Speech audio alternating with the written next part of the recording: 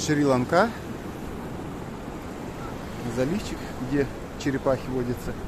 Сейчас ближе к обеду они приплывут. Подойдут люди. Вот на серфингист пытается овладеть волною. Кто-то спросит, чем местные здесь занимаются. Кто-то отели сдает, кто-то пиццу делает, кто-то вот здесь вот ребята шезлонги выставляет с сидушками, с лежачками, деньги зарабатывает, кто-то травку продает для кормления черепах. Все по-разному делают свой бизнес, местное население.